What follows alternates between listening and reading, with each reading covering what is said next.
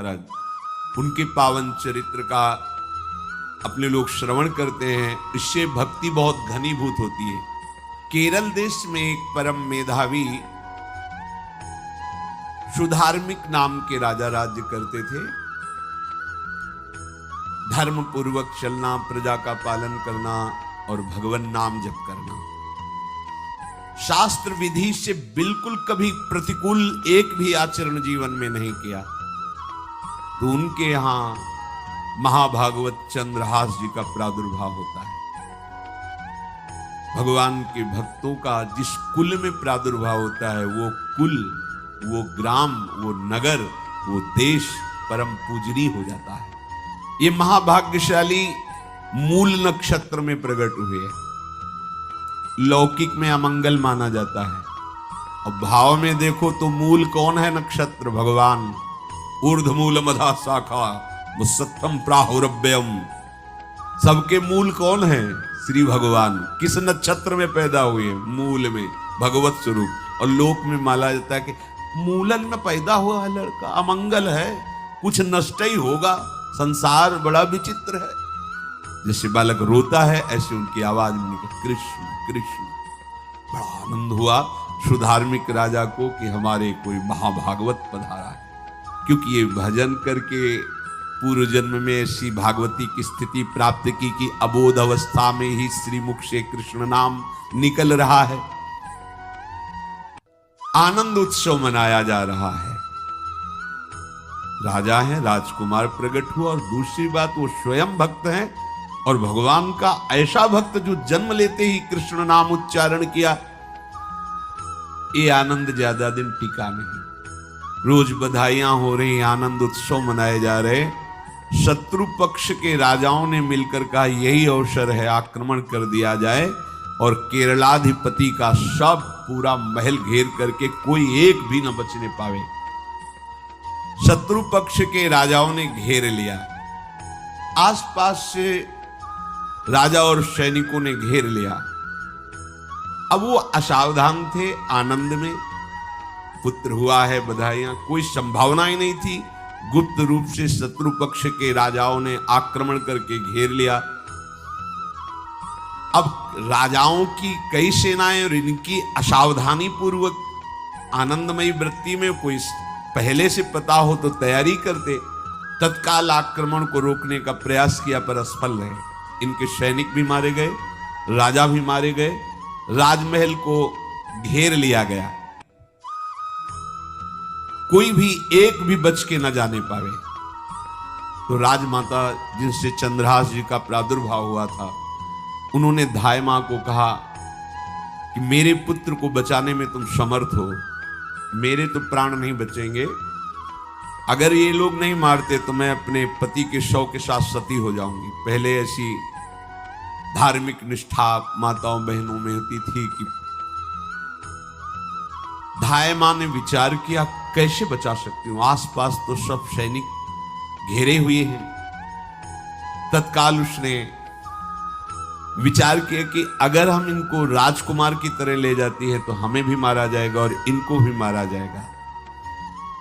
देखो कितनी विपत्ति जन्म लेते हैं। कोई प्रश्न कर सकता है कि महाभागवत जिनके घर में प्रकट हो तो वहां धन वैभव सुख संपत्ति बढ़नी चाहिए, यहां तो जन्म से ही जैसे वहां माता पधारी, ये क्या है? तो श्री भगवान स्वयं कह रहे हैं यस्य तुष्टो रहम पार्थ वित्तम तस्य हराम्यहम करोमि बंधु विच्छेदम सच कष्टेन जीवति। हे अर्जुन, मैं जिस पर बहुत प्रसन्न होता हूं, आप अपने ऊपर भगवान को बहुत प्रसन्न करना चाहते हैं, बहुत प्रसन्न करने में ये है, देख लो, कह रहे जिस पर मैं बहुत प्रसन्न होता हूं सबसे पहले उसका ऐश्वर्य नष्ट करता हूं। फिर क्या करता हूं? फिर बंधु बांधवों का, फिर क्या करता हूं? असाध्य रोग उसके शरीर में। बोले महाराज जी तुम प्रसन्न हुए हो कि पूरे के पूरे नाराज हो गए हो? बोले यही मेरी प्रसन्नता है। क्या? माया का नाश। अब एकमात्र भरोसा केवल भगवान का, दूसरा कोई नहीं। ये सबको पसंद नहीं आएगा। सब तो उस भगवान की भक्ति चाहते हैं कि अगरबत्ती धूपबत्ती तन मन धन सब तेरा स्वामी, क्या लागे मेरा। पर अंदर से कह रहे सब तन मन धन सब मेरा, क्या लागे तेरा। ऐसे तो चलेगी भक्ति। लेकिन कई बार सत्संग में पीछे धाम में कहा था कि भगवान को रिझाकर लोक मांगोगे तो चैन से रह लोगे, और अगर उनसे प्यार करने की बात मन में ठानी, बस मुझे केवल आपकी आंखों में आंखों को मिला करके जीवन व्यतीत करना है, मुझे और कुछ नहीं चाहिए, तो फिर लाडले आपको दुशरिहा का कोई आश्रय रहने नहीं देंगे। ध्यान रखना, जितने दुशरिहा होंगे तो ये बर्दाश्त हो तो कदम आगे बढ़ावे। बहुत प्रसन्न हो जाओ ठाकुर हम पे, तो कह रहे यस्य तुष्टो हम पार्थ वित्तम तस्य हराम में हम करोमि बंधु विच्छेदम सच कष्टेन जीवती। जितनी श्वासें रहेंगी भयंकर कष्ट में उसको व्यतीत करने के लिए दूंगा। ये दंड नहीं है, ये पुरस्कार है। अनंत जन्मों का हिसाब बराबर करके कहीं इसकी वृत्ति मेरे से हट न जाए, ऐसे घेरे में डाल के अखंड चिंतन करवा के सजयति जयति जग उच्चरे। जाको करत श्याम सहाई प्रथम वर्णो कृपा क्रम हो विषय मूल गवाई। कुल कुटुंब बल वित्त हीनो दीन के दुखदाई। आपने को करजु लीनो आप ही अपनाई।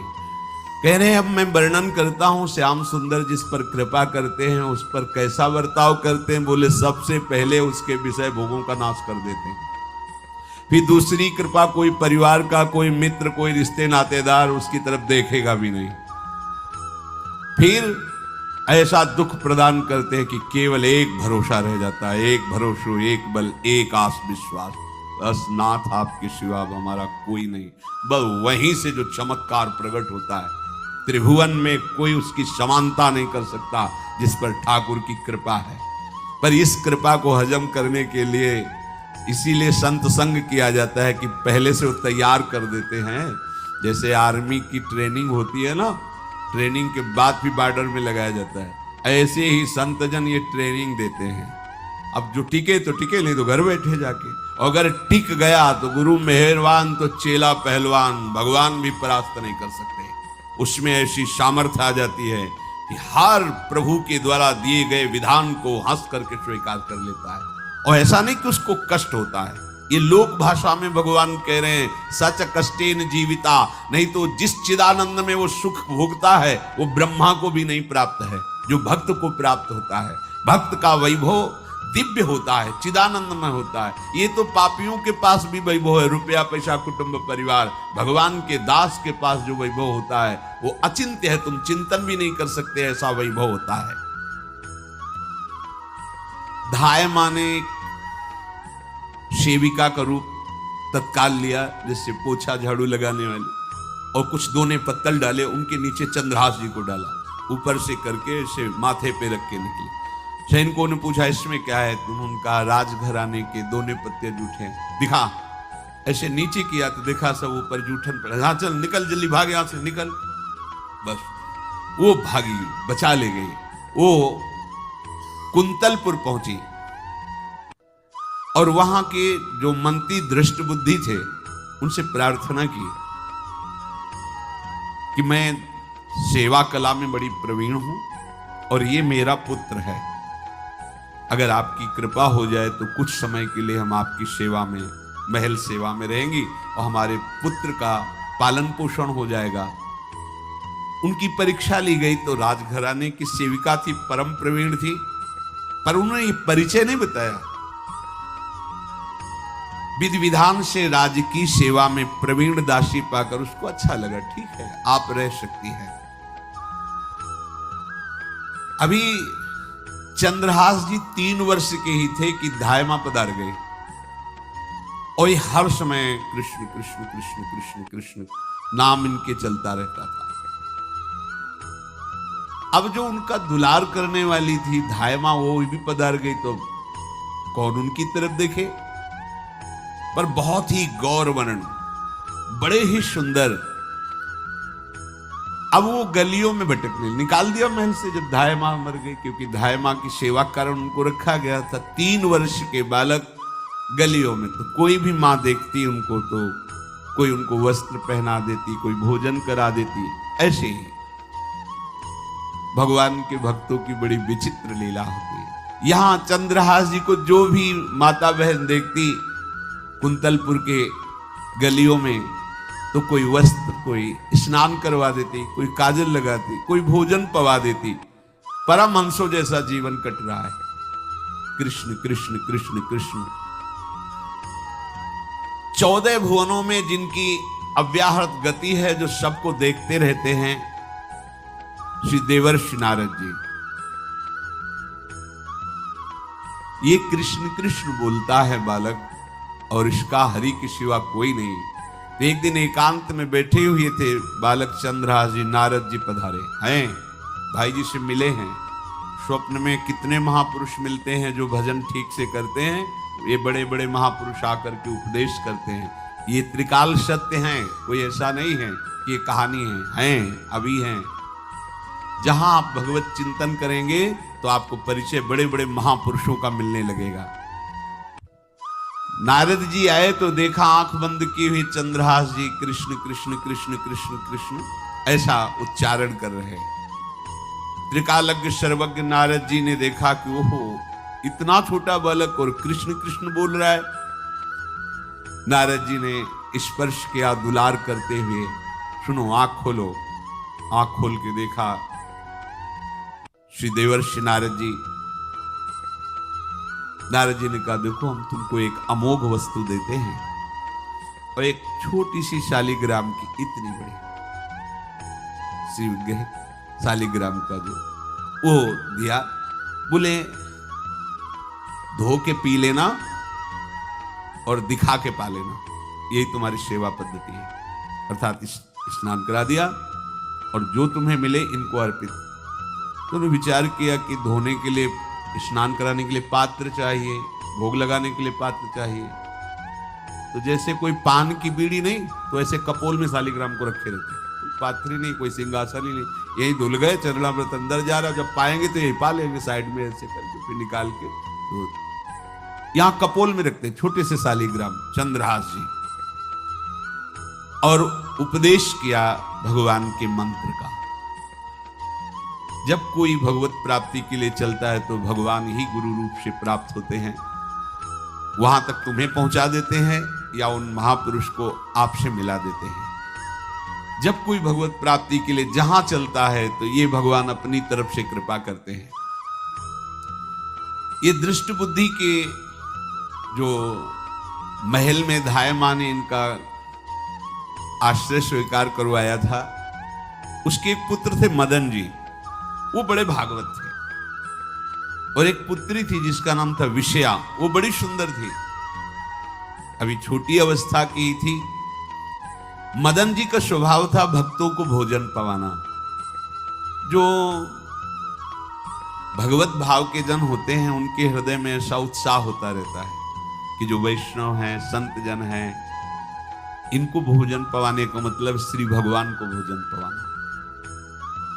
भक्तमाल में भी वर्णन है कि जैसे गर्भवती मां को आप कुछ भी पवाओ तो बालक की पुष्टता अपने आप होती है, ऐसे संतों के हृदय में भगवान विराजमान प्रगट रूप से हैं। जब हम संतों को भगवत भाव से भोग पवाते हैं तो साक्षात भगवान ही पाते हैं। वो मदन थे भगवत भाव के, तो उन्होंने बुलाया बड़े बड़े भक्तों को और ब्राह्मणों को। जब ब्राह्मण और भक्त पा रहे थे तो खेलते खेलते चंद्रहास जी भी वहीं चले गए और उन्होंने भी वहां प्रसाद पाया। अब बड़े बड़े ब्राह्मणों में एक ज्योतिषाचार्य थे।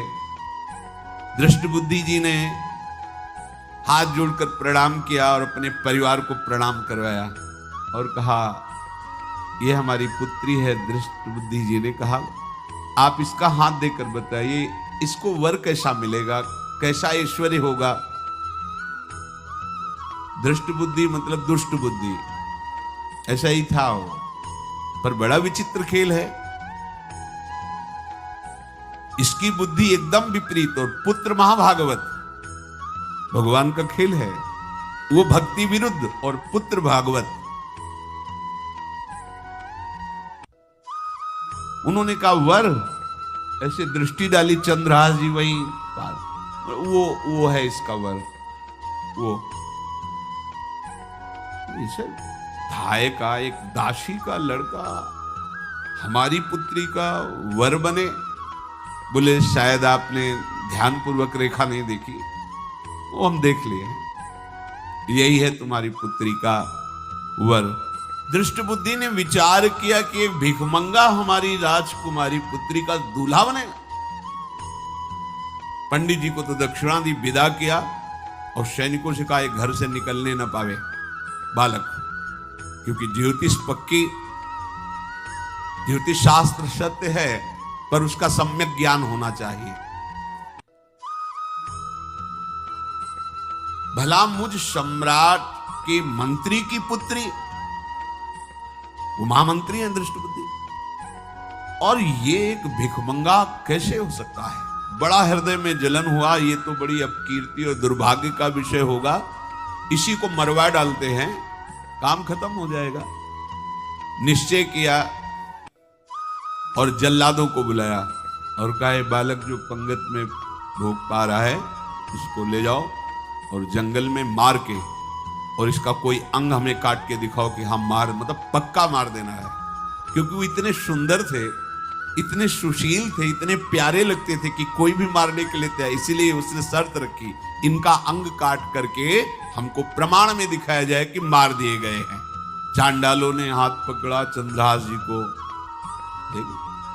चंद्रहास जी का स्पर्श करते ही उनको ऐसा दुलार होने लगा हृदय में, जैसे मां को अपने बच्चे से दुलार होता है। स्पर्श करते, दरस परस अघनाश, भक्त का स्पर्श ही पापों का नाश कर देता है।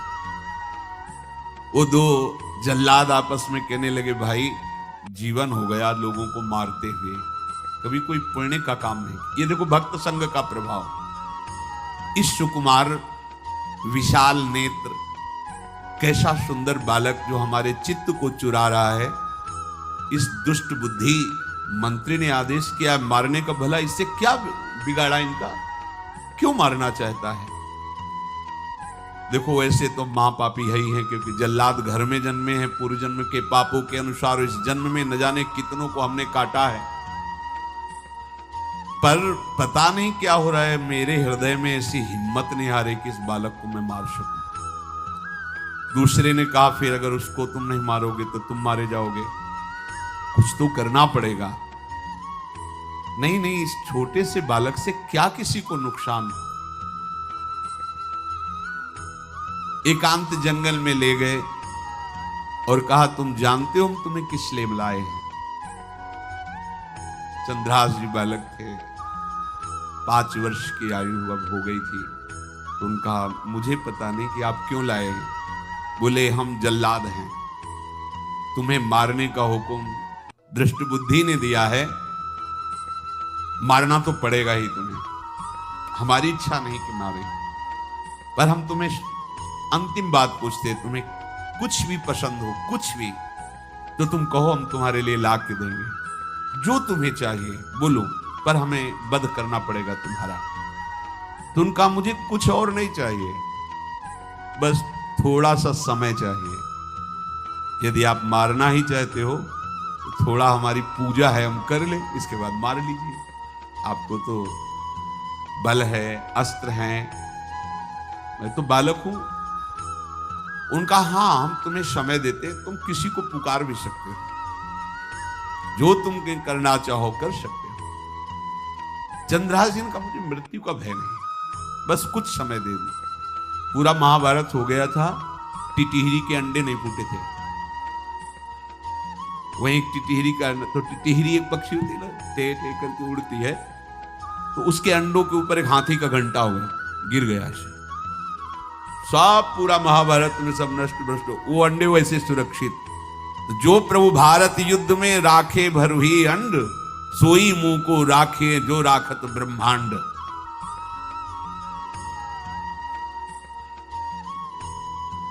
मैं तो अनाथ हूं, श्री कृष्ण के सिवा कोई मेरा है नहीं, मैं किसको पुकारूं? मेरा आश्रय तो एकमात्र वही प्रभु हैं। और निकाला शालिग्राम, यही सिंहासन है शालिग्राम का। भगवान के भक्तों की अपार महिमा है। क्या सेवा, वहां कोई पंचपात्र गंगा जल ये सब थोड़ी है, लेकर बस आंसुओं से अभिषिक्त कर रहे हैं। प्रभु मुझे तो कोई ज्ञान नहीं कि आपकी सेवा कैसे की जाती, मैं तो अपने मुख में ही आपको रखता हूं। अब मेरे जीवन का अंत होने जा रहा है, बस मैं यही प्रार्थना करता हूं कि मैं आपके ही समीप पहुंचूं, आपका ही स्मरण करूं, आपसे कभी विलग न हो, एक भी वृत्ति आपसे कभी विलग न जाए। श्याम सुंदर मुरली मनोहर ललित त्रिभंगी ध्यान करते हुए आंख खोली और इशारा किया, काट दो मुझे। जल्लादों ने जब देखा आंसू चल रहे हैं ऐसा, वो बैठ गए अस्त्र रख के, कहने लगे भाई तुम मुझे मार दो, भले वो दृष्ट बुद्धि मुझे, मैं इस बालक को नहीं मार पाऊंगा, मेरी हिम्मत नहीं है, कुछ भी हो मेरा वध हो जाए, पर मैं इस बालक को।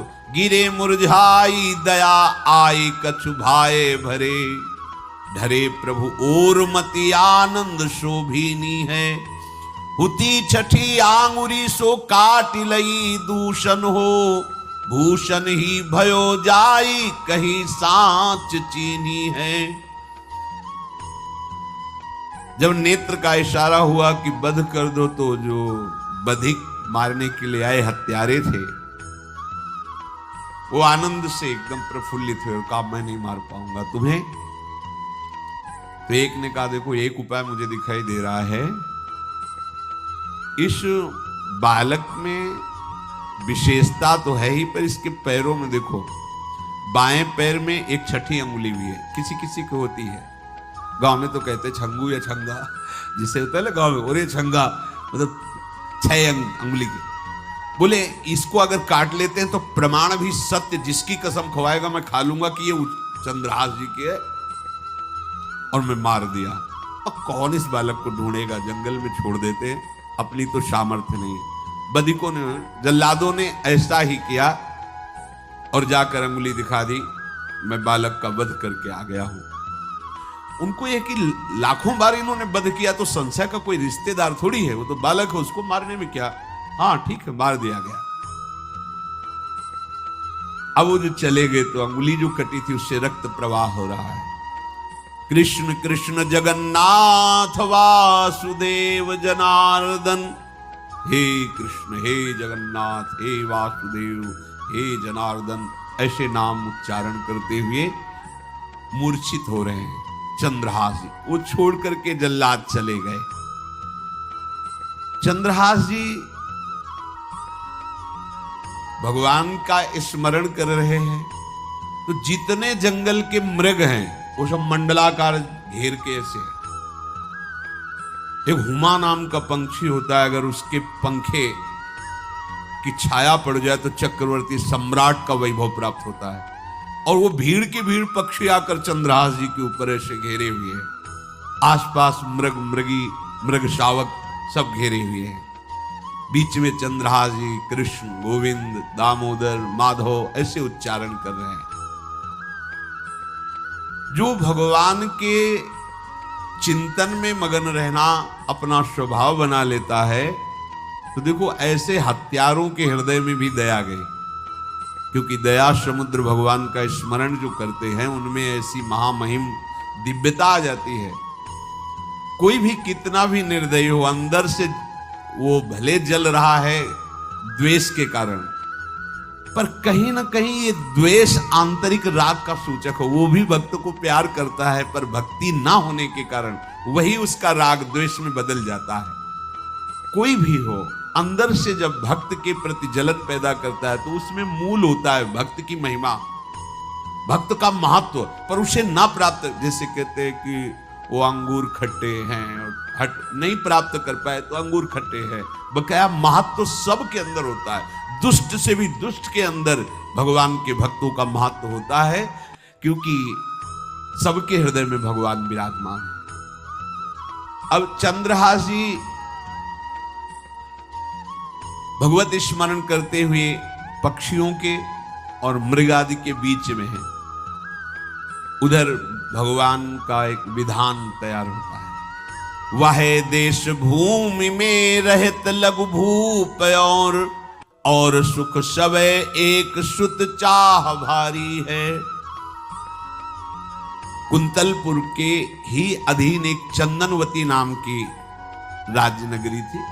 वहां के राजा थे, उनके पुत्र नहीं हो रहा था, तो कुंतलपुर सम्राट पद, चंदनवती राज्य राजा, जैसे प्रदेश और दिल्ली में बैठे हुए जो प्रधानमंत्री राष्ट्रपति वो बादशाह, जो दिल्ली का अधिकार वो बादशाह, और ऐसे छोटे छोटे जो राज्य हैं उनको राजा।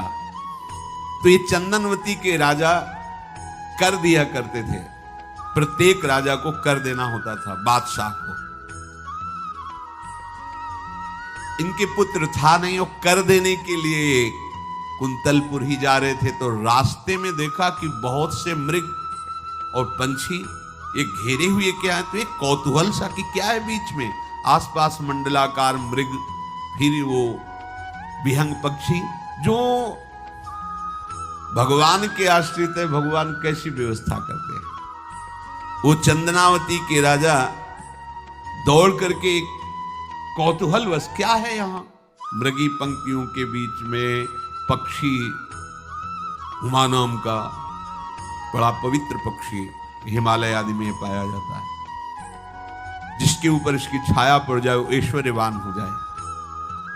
देखा बालक दिव्य तेजों में, और मूर्छावस्था में नजदीक गए तो अंगुली पूरी कटी हुई थी, तो रक्त प्रवाह, गोद में उठाया और आनंदित हो गए, हमारी पुत्रेष्टि यज्ञ सफल हुई, हमारा दान पुण्य सफल हुआ, ऐसा हमें सुंदर बालक मिला। चंद्रहास जी को लेकर के घर आए और हृदय में भगवान का बार बार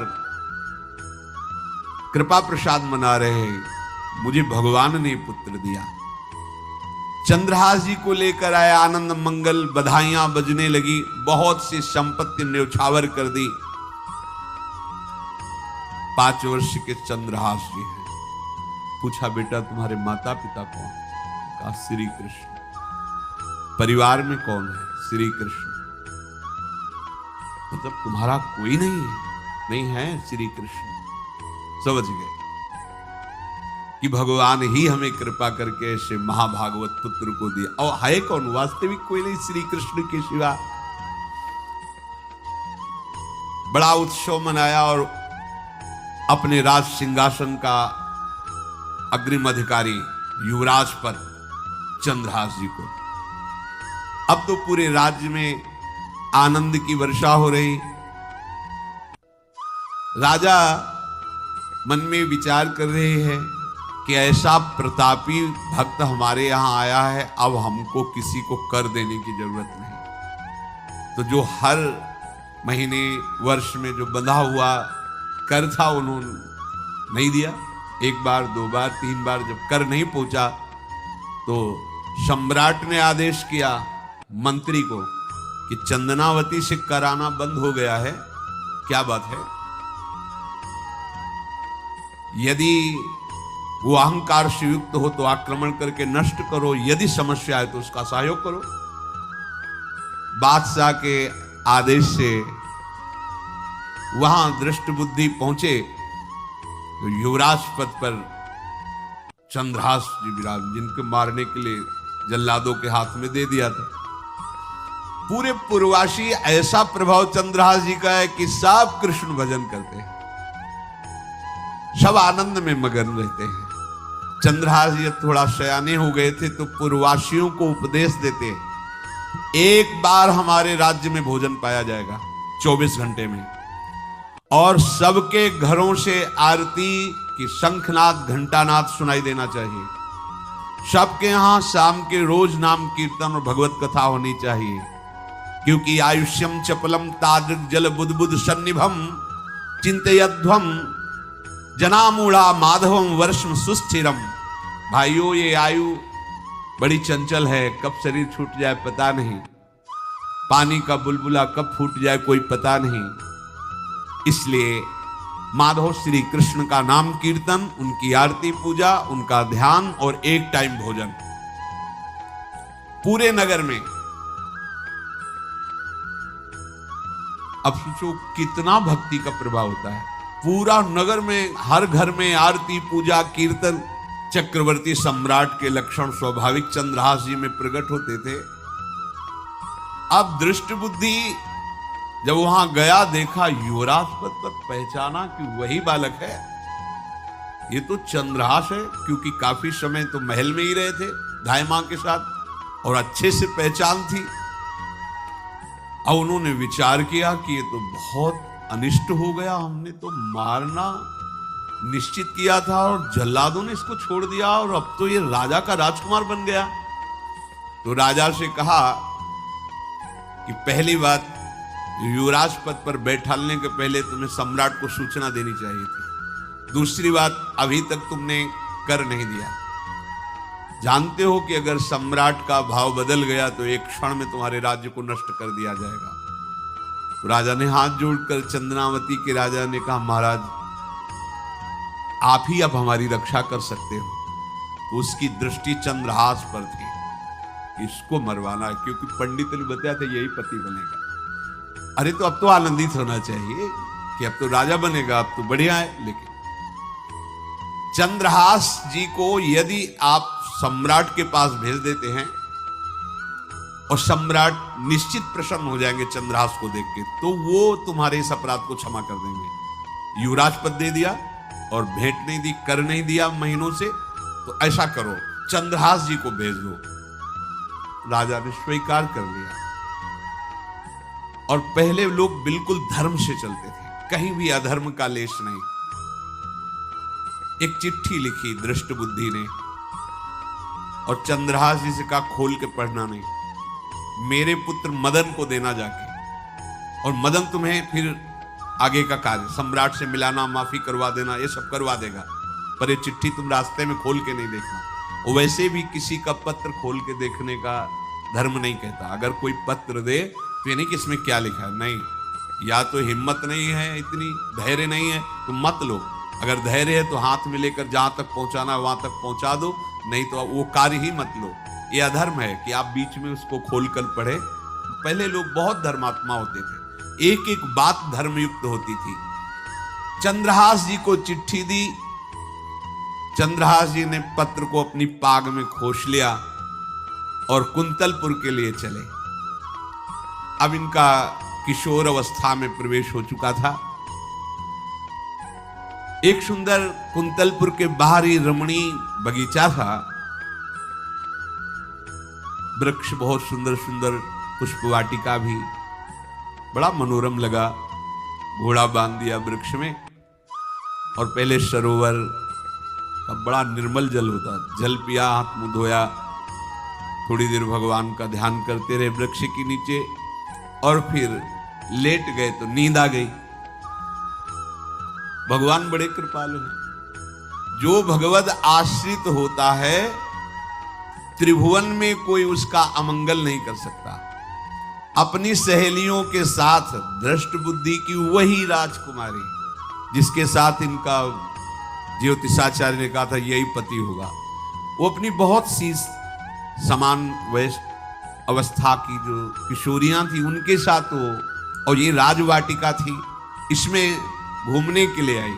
तो घोड़ा देखा तो उसने कहा यहां किसी का घोड़ा कैसे आ सकता है, हमें लगता है कोई यात्री इसमें प्रवेश कर गया, उसको पता नहीं होगा कि राजवाटिका है। वो अपने सहेलियों के साथ घूमते हुए उसी वृक्ष के नीचे पहुंची। जा चंद्रहास 9 किशोर अवस्था, और जो भगवान का भजन करते हैं उनमें एक विशेष आकर्षण होता है जो साधारण आदमियों में नहीं होता। वो कैसा भी रूप हो उससे मतलब आकर्षण होता है। ऐसा लगता है इनके समीप बैठे रहे, इनको देखते रहे, इनकी बातें सुनते रहे, उनमें भगवत आकर्षण होता है। आंख मुंदी हुई शोर है, देखते ही पूर्व विधान के अनुसार उसका चित्त लुट गया। इतना सुंदर 9 किशोर अवस्था। आसपास देखा तो सखियां खेलने में लगी थी। पाग में एक चिट्ठी सी दिखाई दी तो झुक करके चुपचाप ऐसे 9 किशोर अवस्था में चंचलता भी होती है। चिट्ठी खोल करके देखा तो वैसे ही रूप माधुरी में आसक्त हो गई थी। पूर्व संस्कार से आकर्षण भी हुआ। इसने संस्कृत में लिखा था विस्मस्मयी प्रदातव्यम त्वया मदन शत्रुवे कार्या कार्यम न दृष्टव्यम कर्तव्यम खलु में प्रियम। मदन पुत्र, उनके नाम था मदन। ऐ मदन, बिना कुछ विचार किए इसको विष दे देना जाते ही। क्या उचित है क्या अनुचित ये तुम्हें नहीं सोचना, मेरा प्रिय करना, मेरे आदेश का पालन, जाते ही से विष दे देना। उसने देखा वो पिताजी की बुद्धि खराब हो गई, ऐसे सुंदर नव किशोर को विष देने की बात लिख दी। अब उसे बड़ा दुख हुआ कि पहली ही दृष्टि में, अभी तो इन्होंने आंख खोल के हमें देखा ही नहीं, और इनको इस सोई हुई मुद्रा में देख करके मेरे प्राण समर्पित हो गए, मेरा चित्त समर्पित हो गया। चलो, जब मेरी सखियों के नाम पुकारे जाते, हेमलता शशिकला आदि, तो मुझे चुभता था कि मेरा नाम पिताजी ने विषया क्यों रखा है। आज सार्थक हो गया, मेरा नाम सार्थक हो गया। काजल लगाई हुई थी, एक सीख से ऐसे काजल लिया, और एक संस्कृत में आ बनता है ऐसा, ऐसे, बस ऐसे कर दो तो विषया हो गया। अब उसका अर्थ बदल गया। हे मदन, उचित अनुचित का विचार छोड़कर जाते ही इसे विषया प्रदान कर दो, ये मेरा प्रिय कार्य होगा। विषय पुत्री भगवान है, जैसी हो बहुतव्यता तैसी बने सहाय, आप ना आवे आप परताई तहां ले जाए। तो ओ वही खोश दिया, और ये सुख हुआ कि तो जाएंगे भाई के पास ही ना, तो घर में ही तो जाएंगे, वहां इनकी इस प्रसन्न मुद्रा में बातचीत करते हुए मैं इनको देखूंगी। ये भगवान का विधान होता है। चंद्रहास जी उठे और पूछते हुए मंत्री के घर पहुंचे, और मदन ने जो ही कि चंदनावती से पिताजी ने इनको भेजा है, ये वहां के राजकुमार हैं, हृदय से लगाया। चंद्रहास जी ने कहा आपके पिता ने पत्र दिया है। उन्होंने पत्र पढ़ा, विषमस्मयी विषयास्मयी, विषय तुरंत बिना विचार किए ब्याह कर दो, दे दो, क्योंकि लिखा है प्रदातव्यम त्वया मदन, अभी इसी क्षण जहां ये पत्र मिले, कहा जो आ गया, शुभम शीघ्र बुलाओ पंडित को। पंडित ने कहा भगवान की कृपा से अगला मुहूर्त है, बिल्कुल ये ब्याह का पक्का मुहूर्त है। अब तो राजघराने तत्काल व्यवस्था हुई, और वो तो पहले ही मोहित हो चुकी थी देख के विषया जी। तत्काल दुल्हन रूप उनको सजाया गया, इनको दूल्हा रूप सजाया गया, पंडित शुरू कर दिए, गणानंद तो गणपति को ब्याह हो गया। अब जब ब्याह यहां खूब धूमधाम से हो गया, तो दृष्ट बुद्धि ने सोचा कि काम हो गया होगा, विष दे दिया होगा, मर अब हम जाके संभाल लेंगे, क्योंकि राजकुमार है, कैसे विष दिया कौन दिया, तो इस बात को हम संभाल लेंगे। जब वहां घर है तो पूरे नगर में सजावट हुई थी। बोले भैया सजावट का है कि? बोले महाराज आपके ही आदेश से तो है, आपने दूल्हा भेजा था। और बोले ब्याह किसने कब कहा ऐसा? बोले तो मदन के पास चिट्ठी रखी है। अब वो घर गए, मदन को बोला, बोले तुम्हारी बुद्धि मारी गई क्या? हमने पत्र में लिखा था। लिखा था हमने, विष इसमें विषया कैसे लिख गया? काजल से ऐसे, और पहले स्याही काजल की ही होती थी, तो ऐसे भगवान सब कुछ बना देते हैं। उनका पिताश्री, एक भी अक्षर आपकी आज्ञा का उल्लंघन, आपने लिखा था बिना विचार किए उचित अनुचित का हमारी आज्ञा का पालन किया जाए। विषया प्रदातव्यम मदन, मेरा नाम लेके आपने संबोधन करके, ये देखो ये लिखा हुआ है, इसमें हमारी त्रुटि क्या है? देखा तो चंद्रहास जी दूल्हा और सुंदर, अब उसका हृदय आग। अब तो मान जाना चाहिए, बिटिया का वरण हो गया भाई, ब्याह हो गया, अब तो गुस्सा छोड़ देनी चाहिए। पर दुष्ट बुद्धि, नाम ही रखा था दृष्ट बुद्धि, उसने कहा चाहे बिटिया विधवा रहे पर तुम्हें जिंदा ले लेने देंगे। ये दुष्ट बुद्धि होती है। देखो कैसे कैसे ऐसे ही होते हैं, कुछ लोग ऐसे ही होते हैं। हमारी इज्जत, फिर जेल काटता है पूरा परिवार, मार डालेंगे तुम्हें जिंदा नहीं रखेंगे, ऐसे दुष्ट बुद्धि का स्वभाव होता है। अब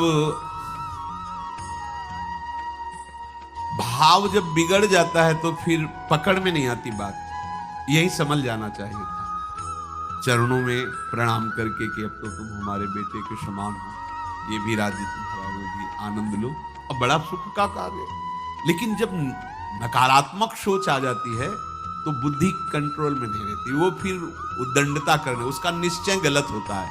नजदीक गया और कहा कि बहुत कृपा हुई, आप हमारे दामाद बने। पर हमारे यहाँ की एक रीति है, हमारे नगर के बाहर जो देवी हैं उसमें लड़की का वर अकेले पूजा करने जाता है। आपको हमारी कुल की रीति का निर्वाह करना होगा, आपको जाना ही होगा। कोई समस्या नहीं, हमारे लिए तो हर देवी देवता भगवत स्वरूप है, आपके लिए हम पूजने चले जाएंगे। पूजन की थाल तैयार करो। और उधर कई बलवान सैनिकों को भेजा, देवी पूजने जो आ रहा है तत्काल उसे काट देना, किसी भी तरह बचना नहीं चाहिए, नहीं तुम सब मारे जाओगे। जो आदेश देवी मंदिर में सैनिकों को लगा दिया, जो आवे तत्काल मार देना, क्योंकि अब भेज ही रहे ना, तो नाम नहीं लिया, कहा जो आवे तत्काल मार देना, मेरा आदेश अगर बचा तो मैं तुम्हें मार दूंगा। उन राज सैनिकों ने जो बधिक स्वभाव के थे पहले से वहां लग गए। बड़ा विचित्र भगवान का खेल। वहां के चक्रवर्ती सम्राट जो थे बड़े बड़े विद्वान और ऋषियों से बातचीत कर रहे थे। उनका महाराज अब आपका राज सिंहासन पर बैठना राज्य के लिए अमंगल होगा, ऐसा समय आ रहा है। इस समय यदि चंद्रहास जी को सम्राट पद पर बैठा दिया जाएगा तो आगे अकाल नहीं पड़ेगा और बड़ा मंगल होता चला जाएगा। ये मुहूर्त आपका राज सिंहासन पर से हटने का है, तो उनका प्रजा का मंगल हो और देश का मंगल हो, इसलिए हम बिल्कुल। मदन वहीं बैठे हुए थे। सचिव ने कहा तुरंत जाओ और जो तुम्हारे बहनोई बने हुए हैं चंद्रहास जी को लाओ। तो भागे। जो और सैनिक राज सैनिक थे, पूछा किधर जा रहे हो? बोले वो अपने बहनोई चंद्रहास जी। बोले वो तो देवी पूजा के लिए गए। तो घर में जाके वो सीधे आगे बढ़े, तो जा ही रहे थे थाल सजाकर देवी। बोले सुनो, इसी समय मुहूर्त है, आपको देवी पूजा हम कर लेंगे जाके, या हम थाल लेके वहां बैठे रहेंगे, पहले सम्राट पद का वो अभिषेक करो, फिर देवी पूजा हो जाएगी। ये तो घर की बात है, और देवी पूजा मैं करके आ रहा हूं, वो देवी पूजा के लिए और वो सम्राट पद के लिए बीच से ही। दौरे सुख पाई जाई मगही में लियो जाए, दियो सो पठाई नृप रंग माही भीजिए। अब जब जो सम्राट थे तो बहुत आनंदित हो गए, क्योंकि भगवान का भक्त तेजस्वी और बलवान शूरवीर योद्धा जो सम्राट पद पर बैठेगा तो अकाल नहीं पड़ेगा, सुख की सब प्रजा को वृत्ति प्राप्त होगी। बड़े आनंदित होकर इनका सम्राट पद पर अभिषेक हो रहा है। और दृष्ट बुद्धि के पुत्र जो मदन संतों और भक्तों का आदर करते थे, वो देवी पूजा, और वहां पहले उसने बोल रखा था जो आवे तो देवी अपमान ते न डरो सम्मान करो, जात मारी डार्यो या सो भाष्यो भूप लीजिए। चंद्रहास जी का सम्राट पद पर अभिषेक और मदन जी का देवी मंदिर में प्रवेश, और सैनिकों ने काट के फेंक दिया।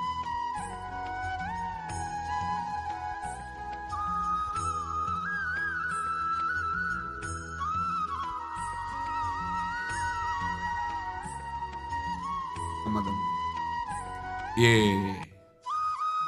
जो पे कृपा रघुपति कृपाल की, बैर और की कहा सरे होई न बाको। बार भगत को जो कोई कोटि उपाय करे। गोस्वामी तुलसीदास जी, भगवान का कृपा पात्र जो भक्त है, किसकी ताकत है कि उससे बैर कर सके। चाहे कोई त्रिभुवन में हो, भक्त का बाल बांका नहीं कर सकता, चाहे करोड़ों करोड़ों उपाय कर ले। और तके नीच जो मीच साधु की, सो पामर ते मीच मरे। वेद विदित प्रहलाद कथा सुनि, को न भगति पथ पाम धरे। अगर तुम जिस भाव से साधु को नीचा दिखाना चाहोगे, वही भाव तुम्हारा सर्वनाश कर देगा। वैसे ही देखो सर्वनाश हुआ ना, एक ही पुत्र, और इसके आदेश से वह उल्टा खेल हो गया, पुत्र की ही हत्या हो गई, और चंद्रहास जी को सम्राट पद पर अभिषेक किया जा रहा है। अब दृष्टि बुद्धि ने बड़ी प्रसन्नता अंदर है कि वो तो मार दिया गया होगा।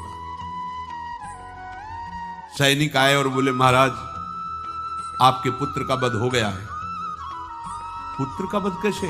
बोले आपने कहा था जो आए उसे मार देना, तो आपका पुत्र ही थाल लेकर पूजन, वो तो चंद्रहास, बोले उनका तो अभिषेक हो गया सम्राट पद पे। ये कैसे हो? अब अंदर भारी दुख उनके हृदय में, उन्होंने बताया कि तुम्हारे पुत्र को तो हम लोगों ने ही काट डाला आपके आदेश के अनुसार, आपने कहा था जो जाए उसे काट। अब तो छाती पीट पीट के, माथा फोड़ फोड़ के खूब रो रहा है। किसी का कोई भी बस नहीं चल सकता भगवान के भक्त के ऊपर।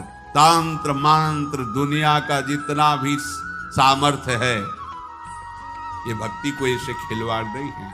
अब वो बार बार मैं कितना भागी, हाय मैं कितना भागी, अपने पुत्र को ही मरवा दिया, ये हाहाकार करके रो रहा है। चंद्रहास जी ने जब सुना तो उन्होंने कहा अरे मृत्यु तो मेरी निश्चित थी, फिर मदन भैया को वो मेरी मृत्यु प्राप्त हुई। नहीं नहीं, ऐसा नहीं हो सकता, मैं अभी जाता हूं। वहां गए, अंगों को रखा, भगवान का ध्यान करते हुए स्मरण करते से हाथ फेरा के बैठ गए। अब ये घटना तो उनको पता नहीं थी, दृष्ट बुद्धि को उन्होंने खोपड़ी फोड़ करके अपनी हत्या कर ली। उनको जिला के आए तो फिर उनको जिलाया और कहा पिताजी अब कृष्ण कृष्ण जपो। अब उनकी बुद्धि शुद्ध हुई और भगवान का आश्रय लेकर के वो अपने जीवन को भगवत भक्ति में बनाए। तो जो भगवान का भक्त है उससे द्रोह करने वाले को भी परम मंगल ही देते हैं भक्त, पर भक्ति में अनन्यता की आवश्यकता है। प्रारंभ इहलोक परलोक के सारे सुखों को भगवान के चरणों में समर्पित करके किसी व्यक्ति वस्तु स्थान का आश्रय नहीं होना चाहिए।